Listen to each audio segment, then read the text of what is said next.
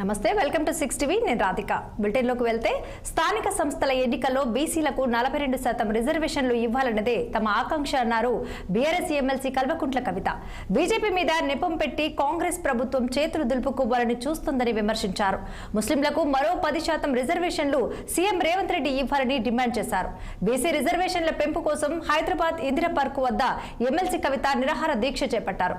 జై తెలంగాణ, జై పూలే, జై బీసీ, జై హిందూ అనే నినాదంతో కవిత బీసీ దీక్ష ప్రారంభించారు. తెలంగాణ జాగృతి యూపీఎస్ ఆధ్వర్యంలో 72 గంటల పాటు నిరాహార దీక్ష కొనసాగింది.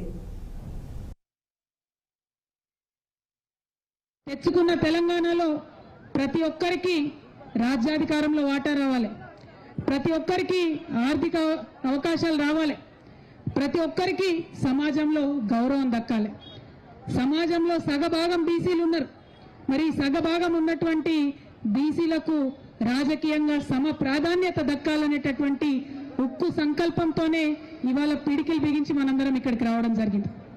గత కొన్ని నెలలుగా మనం ప్రభుత్వం వెంటబడుతున్నాం. మీరు కామారెడ్డి డిక్లరేషన్లో చెప్పినట్టుగా పాటించాలే, బీసీలకు న్యాయం చేయాలని కోరుతా ఉన్నాం.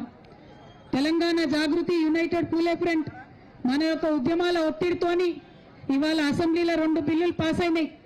సావిత్రిబాయి పూలే గారి జయంతిని అఫీషియల్ గా ఉమెన్స్ టీచర్స్ డేగా ప్రకటించారు. పూలే గారి విగ్రహాన్ని మనం అసెంబ్లీలో అడిగితే వాళ్ళు ట్యాంక్ బండ్ మీద పెడతామన్నారు. ఒక్కొక్కటి ముందడుగు పడుతున్నది. ఒక్కొక్కటిగా ప్రభుత్వాలను కదిలించగలుగుతా ఉన్నాం, వారి మెడలు వంచగలుగుతా ఉన్నాం. ఇప్పుడు చాలా బలీయమైనటువంటి ఆకాంక్ష మనందరికీ ఏందది? ఇవాళ జరుగుతున్నటువంటి లోకల్ బాడీ ఎన్నికలలో, రేపు తెలంగాణలో జరగబోయేటటువంటి స్థానిక సంస్థల ఎన్నికల్లో డిక్లరేషన్, కామారెడ్డి డిక్లరేషన్లో చెప్పిన విధంగా 42% రిజర్వేషన్ ఇచ్చి తీరాల్సిందే అని ఇవాళ ఇక్కడ కూర్చున్నాం. 42% రిజర్వేషన్ కోసం 72 గంటల నిరంతర నిరాహార దీక్ష కోసం ఇవాళ ఇక్కడ కూర్చున్నాం. ఇది రాజకీయ పోరాటం కాదు, ఇది ఆత్మగౌరవ పోరాటం.